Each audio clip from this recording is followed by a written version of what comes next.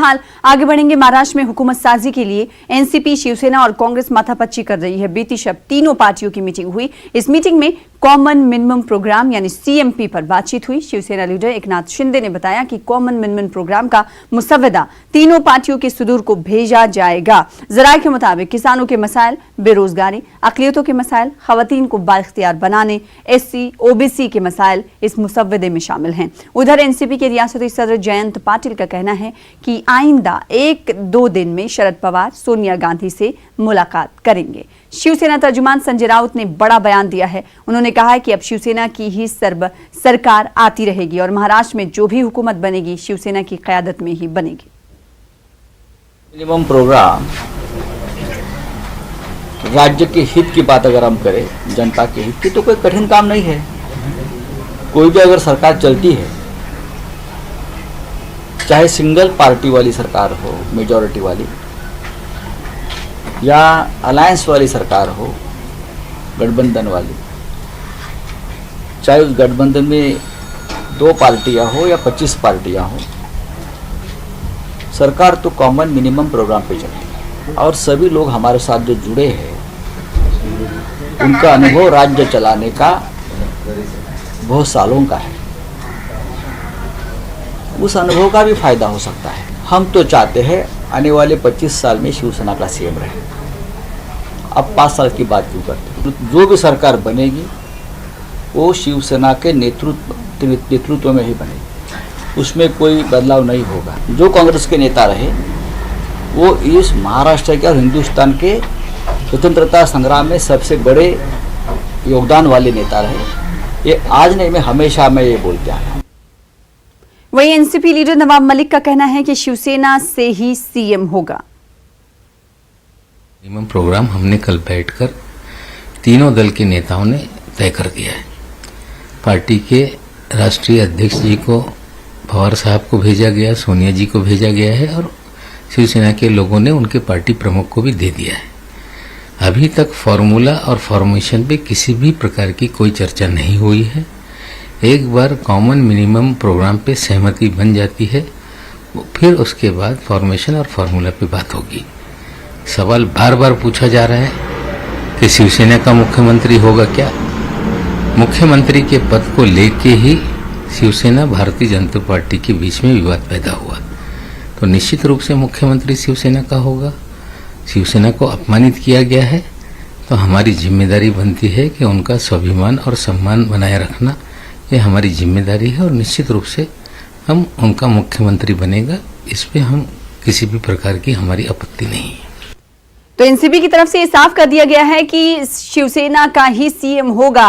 यानी शिवसेना जिस तरह से बीजेपी से अलग हुई, इसी मुद्दे को लेकर इस बात पर नवाब मलिक कहते हुए नजर आया है कि जिस बात को लेकर बीजेपी के साथ शिवसेना की बात नहीं बनी, उस बात को हम स्वाभिमान की तरह लेंगे और शिवसेना को उसका हक देंगे। हमारे साथ हमारे नुमाइंदे वसीम अंसारी मुंबई से जुड़ रहे हैं। वसीम, सीएमपी का मुसव्वदा तैयार हो गया। नवाब मलिक ने कहा है कि तीनों पार्टियों के सुदूर को इसे भेज भी दिया गया है। इस पर सहमति बन जाएगी, फिर उसके बाद फॉर्मूला फॉर्मेशन हम तय करेंगे।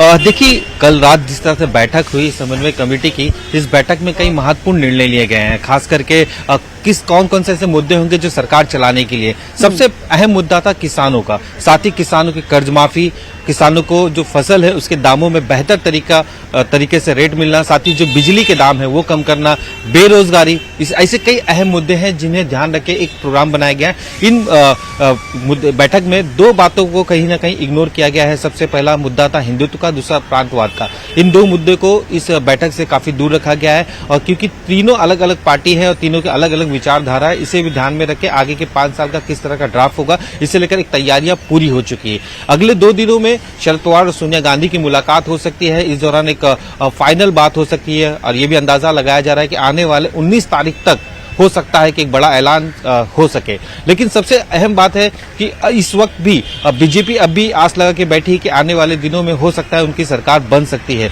लेकिन जिस तरह से शिवसेना ने अपना रुख साफ किया, कुछ ही देर पहले संजय राउत ने भी कहा कि 25 साल तक उनका मुख्यमंत्री होगा, यानी कि कहीं ना कहीं वो साफ तौर पे ये भी संकेत दे रहे हैं कि आने वाला दिन है वो उन्हीं का है। और जिस तरह से कांग्रेस एनसीपी उनके साथ सहमति जता रही है, जिन बातों पर उनके मुद्दे हो गए हैं, हमारे सूत्र तो ये भी बता रहे हैं कि पोर्टफोलियोज को भी लेकर बाकायदा उनकी चर्चा हो चुकी है कि आने वाला 5 साल मुख्यमंत्री शिवसेना का होगा और डिप्टी सीएम कांग्रेस का होगा, और साथ ही जो बड़े मंत्रालय हैं वो प्रॉपर ढंग से बांटे जाएंगे। सभी को ध्यान में रखते हुए 16, 14 और 12 ये फॉर्मूले तय किए गए हैं, यानी कि 16 शिवसेना के, 14 एनसीपी के और 12 कांग्रेस के खाते में मंत्री पद आएंगे, जिसमें अहम मंत्रालय है गृह मंत्रालय जो एनसीपी के खाते में जा सकता है। साथ ही राजस्व ये कांग्रेस के खाते में जा सकता है। विधानसभा अध्यक्ष का पद जो कांग्रेस लगातार मांग रही, ये पद उन्हें दिया जा सकता है। डिप्टी स्पीकर का जो पद है वो एनसीपी को मिल सकता है। शिवसेना को विधान परिषद का अध्यक्ष पद है वो मिल सकता है। शिवसेना अपने पास नगर विकास मंत्रालय रख सकती है।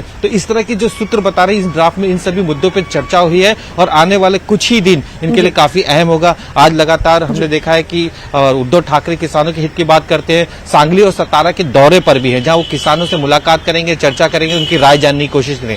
लगातार 2 दिनों से नागपुर में है शरद पवार, जो किसानों से मुलाकात कर रहे हैं। जिस तरह से बेमौसम बरसात की वजह से बाकायदा काफी नुकसान हुआ है, किसानों का फसल बर्बाद हो गई, उनसे चर्चा कर रहे हैं। तो ये 2 दिन काफी अहम है महाराष्ट्र की राजनीति को लेकर, किस तरह की तरफ रुख बदलेगी। और जिस तरह से बैठकों का दौर चल रहा है, आज भी उम्मीद लगाई जा रही है कि तीनों पार्टियां एक बार फिर, जो समन्वय कमेटी बनाई गई है तीनों पार्टी की, जिसमें अलग अलग मेंबर हैं, शिवसेना की तरफ से एकनाथ शिंदे हैं, सुभाष देसाई हैं, तो एनसीपी की तरफ से जयंत पाटिल है, नवाब मलिक है, छगन भुजबल है, अजीत दादा पवार है, ये इनकी तरफ से है। तो वहीं पे कांग्रेस की तरफ से पृथ्वीराज चौहान है, विजय वट्टेटीवार जो विरोधी पक्ष नेता है वो है इसमें, साथ ही सुशील कुमार शिंदे है। तो ये सारे लोग एक साथ बैठकर चर्चा कर रहे हैं और कौन से ऐसे प्रोग्राम है वो तय कर रहे हैं। कुछ देर पहले भी संजय राउत ने भी ये बात कही है कि जब किसी सरकार को चलाना होता है तो एक मिनिमम प्रोग्राम बनाना पड़ता है, उसी के एजेंडे को लेकर आगे चलना होता है। उन्होंने कई तर्क भी दिए हैं कि अटल बिहारी वाजपेयी ने भी इस तरह से सरकार चलाई है, शरद पवार ने भी सबसे पहले इसी तरह की शुरुआत की थी। तो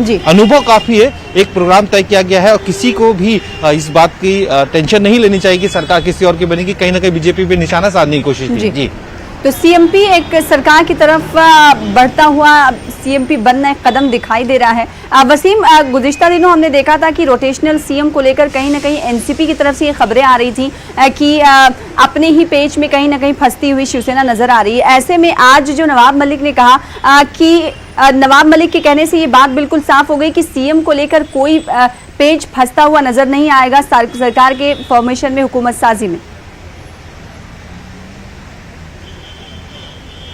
देखिए, लगातार जिस तरह से शिवसेना बीजेपी के खिलाफ नाराजगी जता रही है, तो उनका मेन मकसद यही था कि किसी भी तरह से सीएम पद चाहिए, इसी के लिए उन्होंने गठबंधन किया था। अब अगर वो एनसीपी और कांग्रेस के साथ गठबंधन कर रही है तो इसी मुद्दे पे करेगी कि हमारा ही मुख्यमंत्री हो। इसे लेकर एनसीपी और कांग्रेस में सहमति भी बन चुकी है।